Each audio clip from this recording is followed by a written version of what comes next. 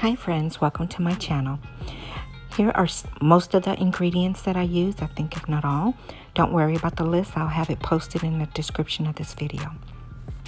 You want to start with 6 large poblano peppers, and I actually found these at Aldi's.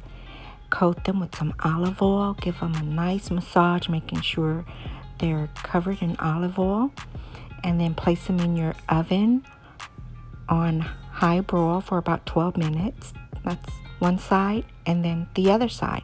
You want all sides roasted well.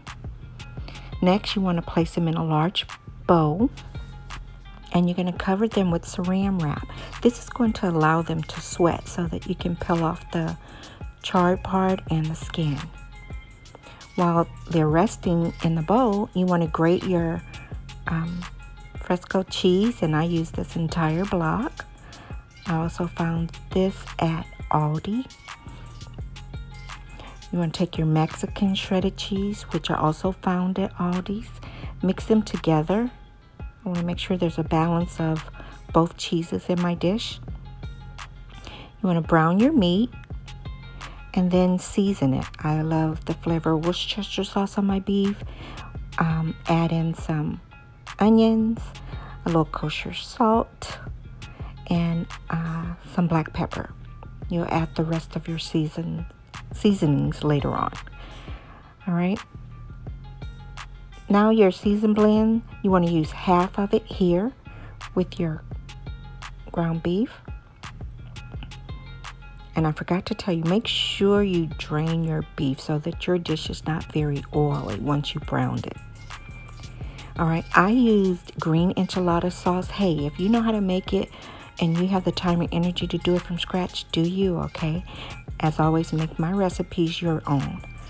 I used the entire can of green enchilada sauce. Added some additional chili powder. Next, you want to take your 4 eggs, about 3/4 cup of evaporated milk, about 3 tablespoons of heavy whipping cream, and 1/3 cup of your flour. You want to whisk these together well, incorporating them all together so you don't have any lumps. Add a little more milk inside mine, evaporated milk. Now you want to take the remaining mixture of your seasoning. You want to oil the bottom of your baking dish. This is one of my favorite casserole dishes, so I use this one. I would suggest either a 9x9 or maybe a 9x13. Coat the bottom so that it doesn't stick. And now your poblano peppers are ready to be peeled, and this is truly a labor of love. And I forgot to tell you all, this is my first time making this dish, so it was a lot of work, but yeah, it's worth it.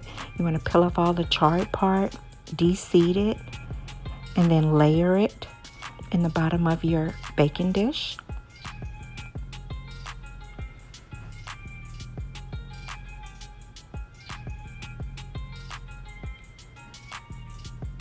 Next, you want to layer your meat and onion mixture evenly across the top of your poblano peppers, and then do a layer of your cheeses.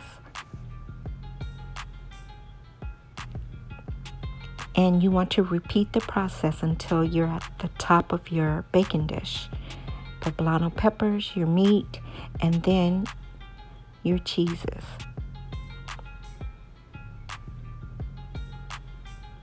It looks good and it smells so good.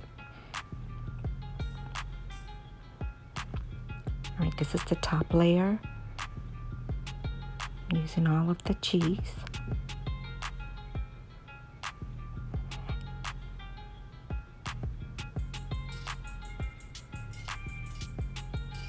All right, now you want to take your egg mixture with the fork so that you can work it in between the layers of the poblano peppers and the cheeses and meat, and pour it on top of your cheese mixture. Working it in so that it doesn't just sit on top. You want it between there, and then place it in your oven on 400 for about 30 minutes. And there we have it. It looks delicious, right? Now, some people put additional cheese on top and let it melt. I chose not to.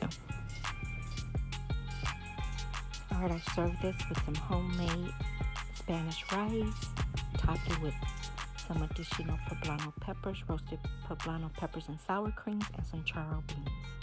Thanks for watching. Peace.